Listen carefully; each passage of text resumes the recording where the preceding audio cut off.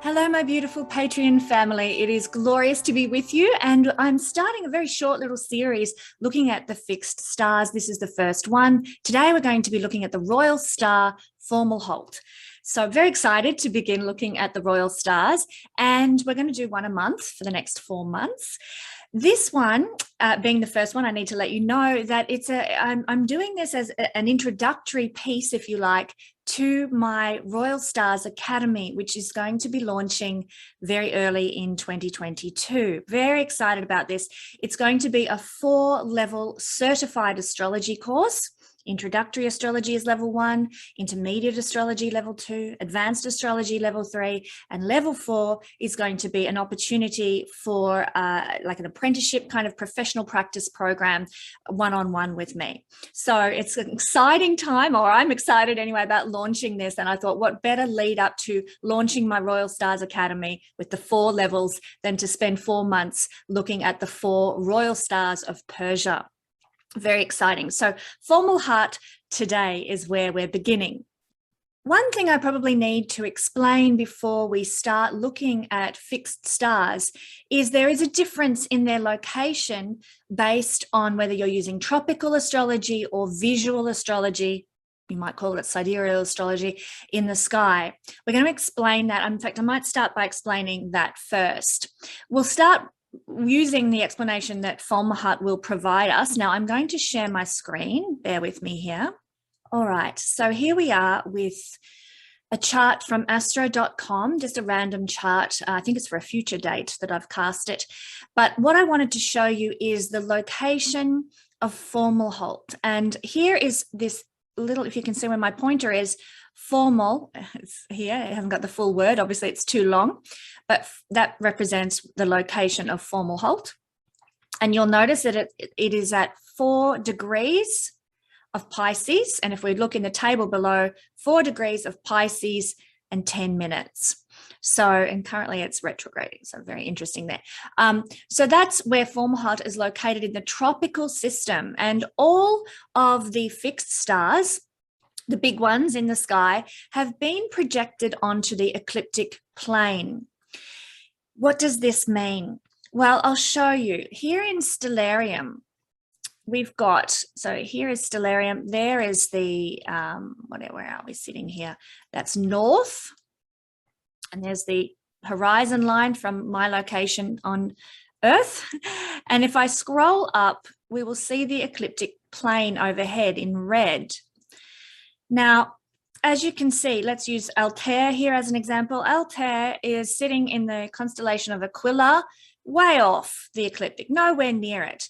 And for those who don't know, the ecliptic plane is the path that the sun and the planets move along through the sky. And in astrology, it's very important because the ecliptic plane runs through all the, here we are, you know, Capricorn, Aquarius, here's Pisces over here. The ecliptic runs through the zodiac, and that, all the signs of the zodiac are on the ecliptic plane. And that's why they're the 12 most important, because they sit on the path of the planets and the path of the sun. Aquila is a very important constellation. Pegasus is, Delphinius is, you know, all the constellations are important, but it's only these 12 that sit on the ecliptic plane. Capricorn, Aquarius, here's Sagittarius, etc. And you can see here, here's Jupiter and here's Saturn sitting on the ecliptic or thereabouts.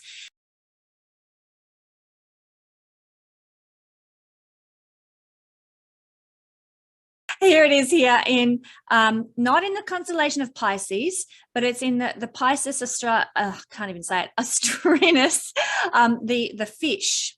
So it's not the Pisces fish, which is over here. It's this one. And as you can see, Formalhaut is way off the ecliptic plane. Here's the ecliptic, and it's out of bounds, not out of bounds, it's off the ecliptic plane. And here's Altair over here, which is another example I was using.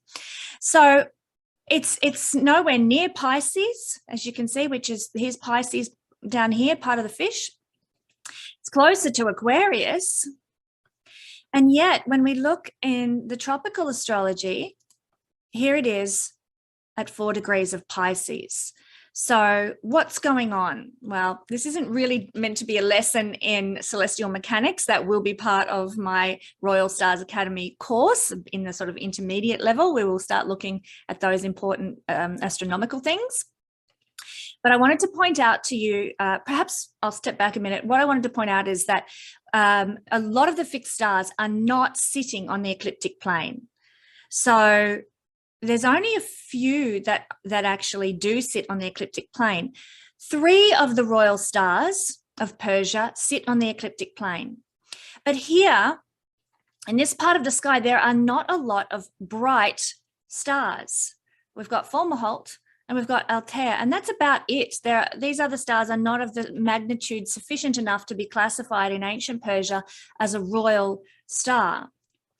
So what the ancients did was they decided, okay, we're going to take Formalhaut, and it will be our 4th royal star because we need 4, and I'll explain why shortly. We need 4 royal stars, so we're going to take Formalhaut, and we're going to consider him to be our royal star, even though he does not fall anywhere near the ecliptic plane. So as you can see, we've got 2 versions of where Formalhaut sits in the sky. So the first thing I want you to note is that a lot of fixed stars do not sit on the ecliptic plane. In my opinion, according to visual astrology, that means that they're never going to be conjunct with a planet ever. They're never going to, connect with the sun ever, because they sit beyond the plane of the sun and the plane of the planets.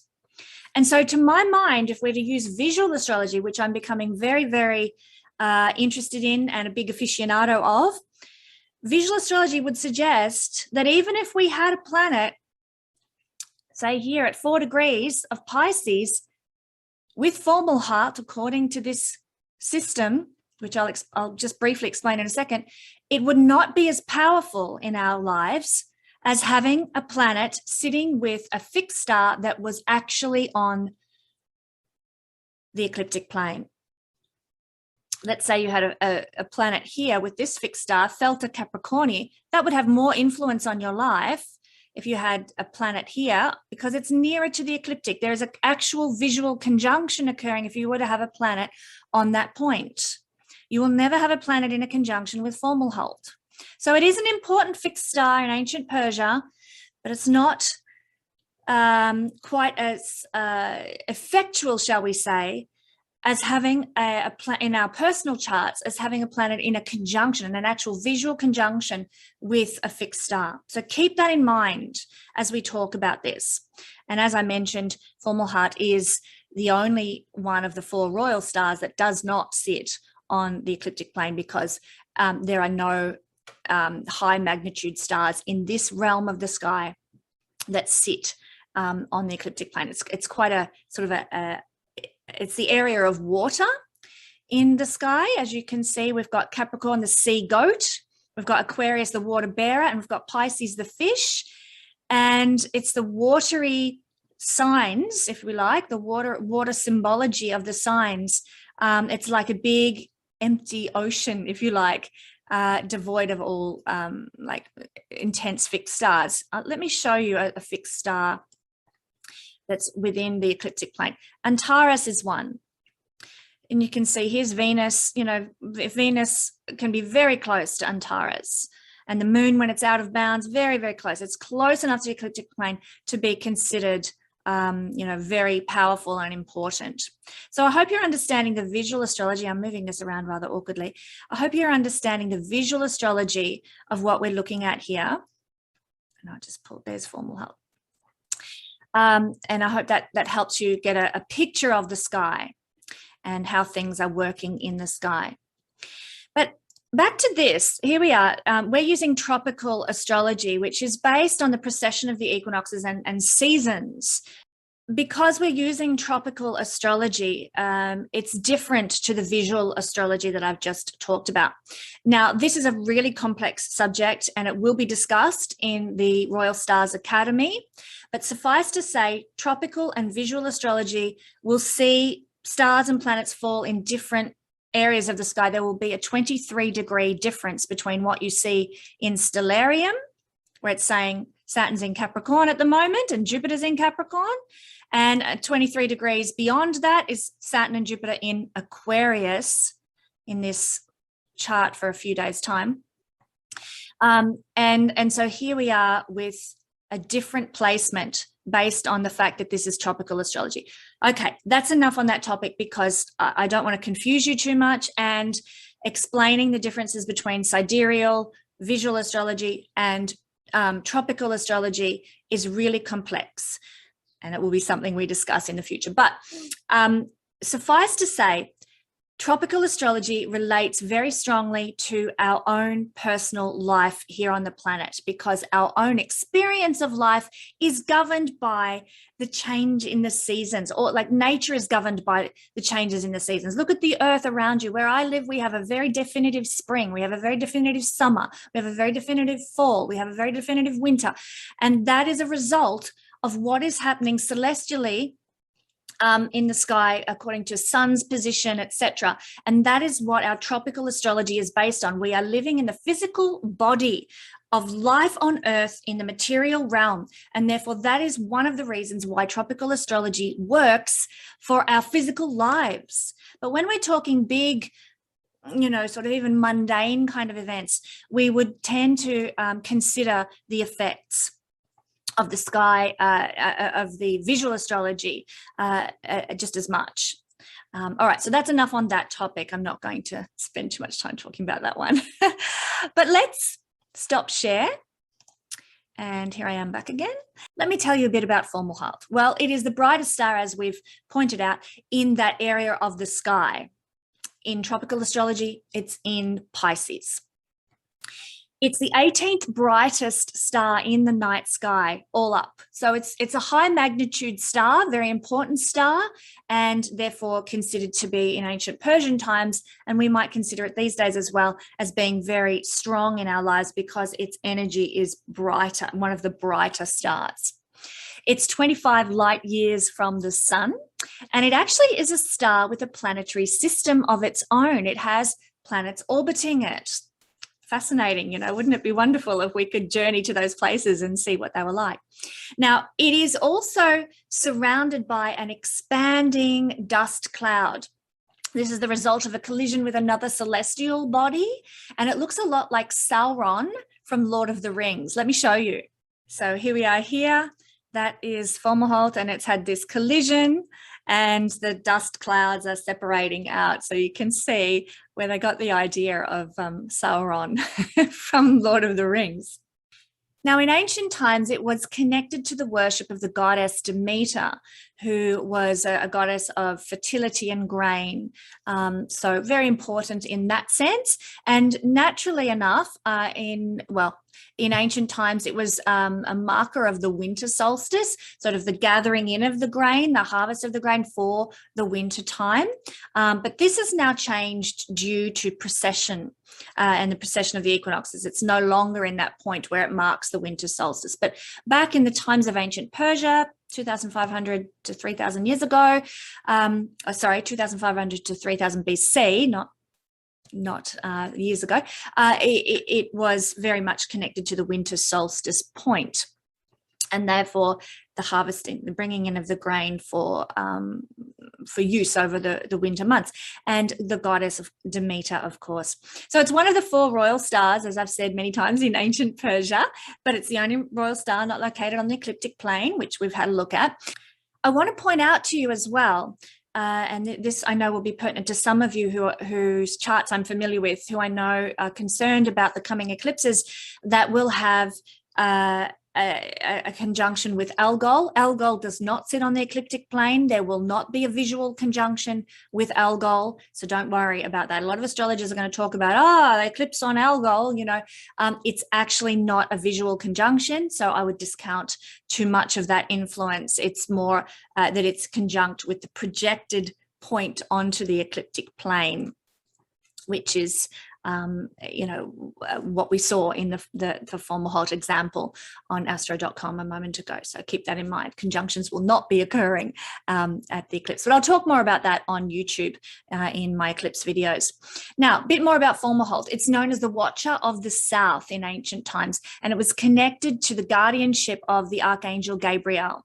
So beautiful, Archangel Gabriel, beautiful angel energy.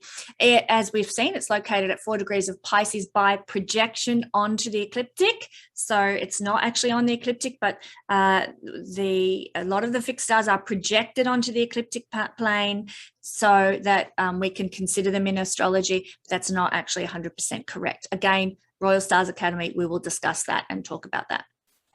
Now, Ptolemy believed that this star carried the nature of Venus and Mercury energy in combination.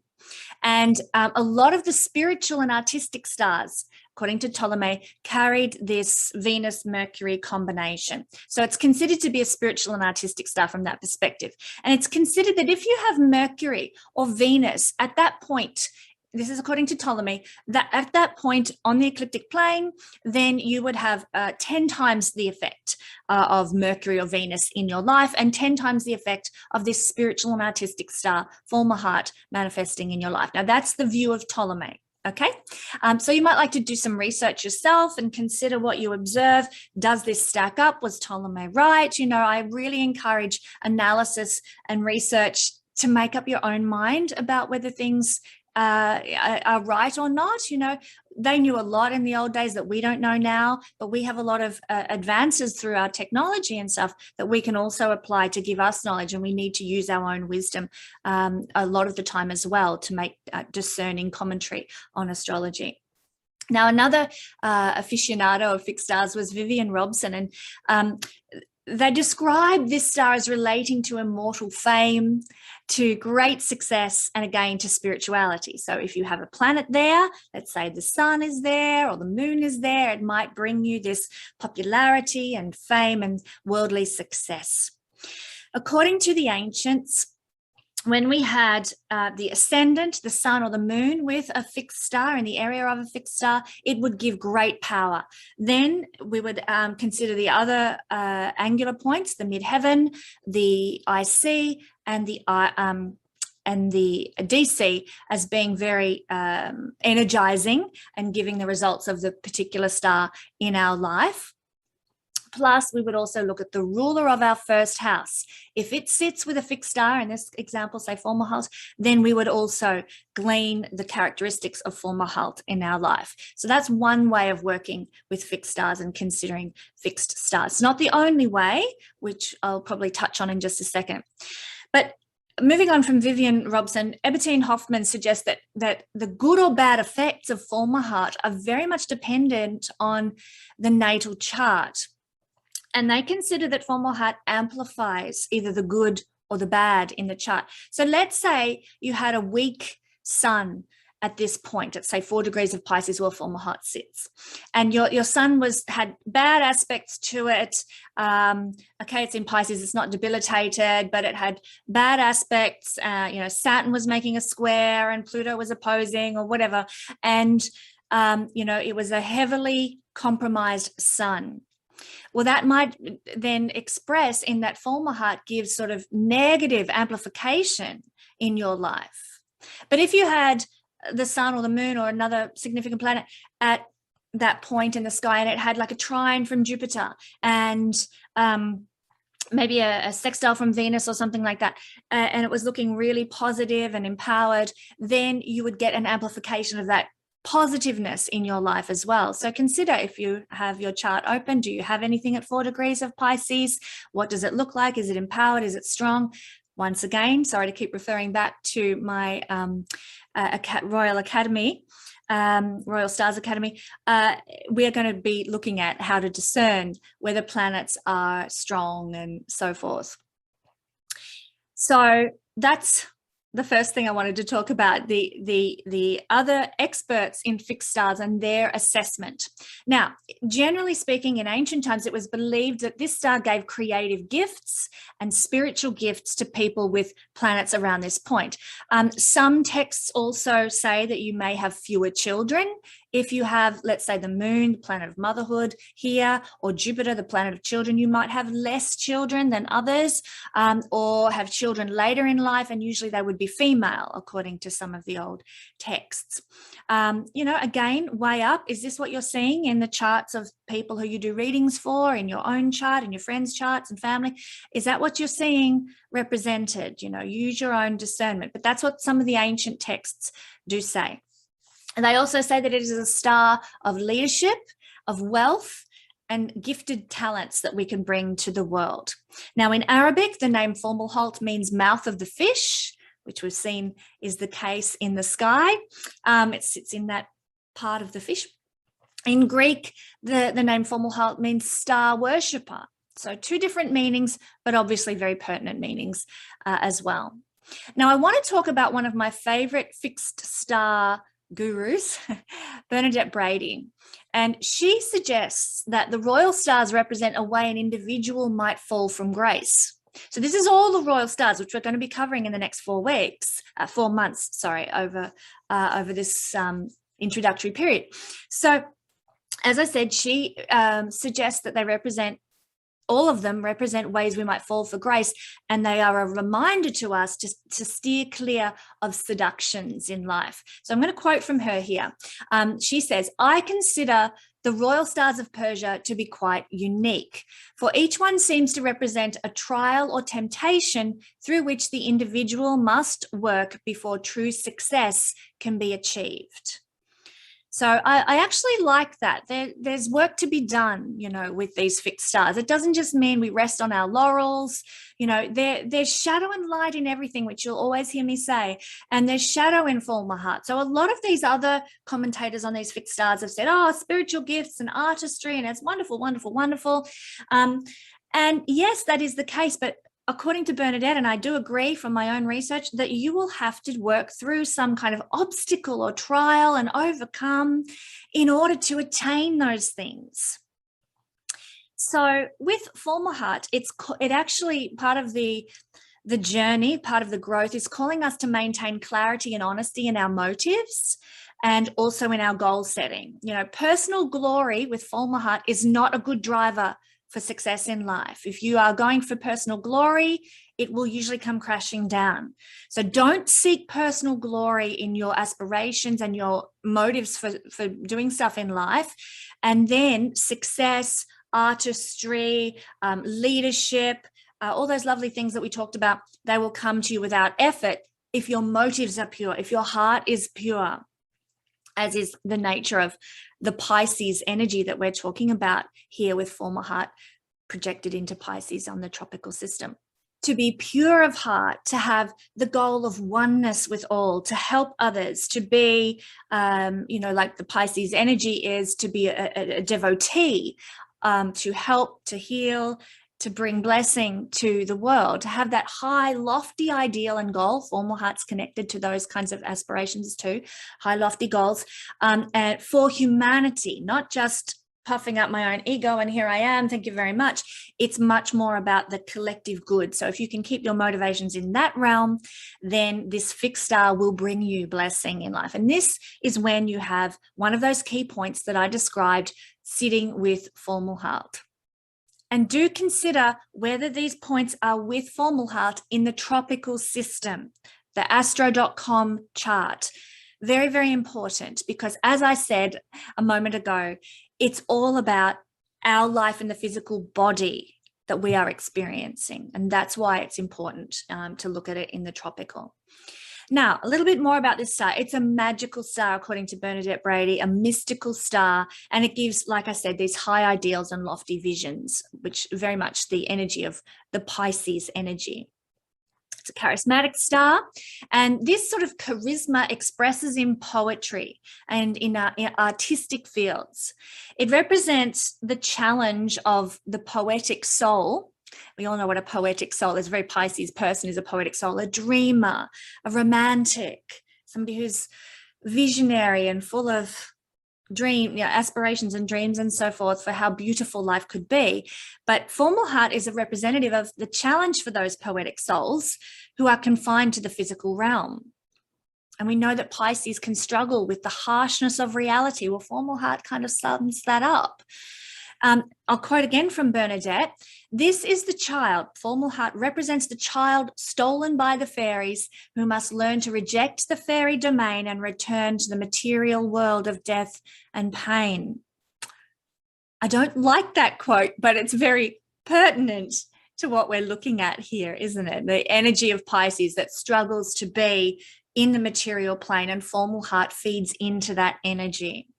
Now, Bernadette, who is a great teacher, Google her or YouTube her if you like, but she's a wonderful Australian teacher. She uses parens, something called parens, to explain when fixed stars are in effect. So I've told you about the ancient system of determining when fixed stars are in effect. When the fixed star rests with those key planets, the sun, the moon, or the first house lord, or one of the four points in the sky, the AC, DC, MC, IC. But Bernadette has a different way of looking at things, you know. Is the star rising on the horizon at the moment of your body? Is it heliacal? Is it setting? Is it culminating at the highest point in the sky? That kind of correlates a bit to those 4 points. Is that star on one of those 4 points in your chart? And therefore it will be powerful. But she uses this technique of parens, and it requires calculation. It requires a bit of visual astrology as well. Again, this will be a technique that we cover in the intermediate or advanced levels of the Royal Stars Academy. So if you're interested in understanding her technique, then it will be covered and explained in future courses. Very excited about that. So that is, in a nutshell, the fixed star, Royal Astrology fixed star of Formalhaut. Now, I also, before I conclude, I should explain to you, and fixed stars can be very complex. So there's a lot of discrepancy in fixed stars because they are so ancient, and there were so many myths around them, and there were so many ideas around the influences they give, but yet things weren't quite bang on always with the fixed stars. And I've told you why, because they don't all sit on the ecliptic plane. Okay, so there's some discrepancy around fixed stars, and I encourage you to research them and observe the influences. But the reason that the royal stars of Persia were very, very important, and I've kind of alluded to this already in this discussion, but Formalhaut was the marker of the winter solstice in ancient Persia. And the other fixed royal stars are Regulus, Aldebaran, and Antares. And these stars sit opposite one another in the sky. They make like a cross. And here we are with our chart, and I've included in this chart the 4 royal stars that we're going to be covering. So we've looked here at Formalhaut in Pisces, and opposite that is Regulus, which is now at 0 degrees of Virgo. It's in the visual constellation of Leo, the heart of the lion, but in tropical astrology it falls in Virgo here. We also have, so Regulus, Formalhaut opposite one another, and here's the other arm of the cross, Antares at 10 degrees of Sag, making an exact opposition to Aldebaran at 10 degrees of Gemini. They are the 4 royal stars. Now, in ancient Persia, these royal stars were rising on the horizon at each of the solstices. So we've got the winter solstice here. The summer solstice was with Regulus. And off the top of my head, I can't remember which of these 2 was spring and which one was summer. But we will discuss those as we get into the next 4 months and looking at each of these royal stars. But suffice to say, they were rising on the horizon to herald the solstices and the equinox. So they were very significant in ancient times because they were the markers of the seasons and the markers of the change in direction of the sun.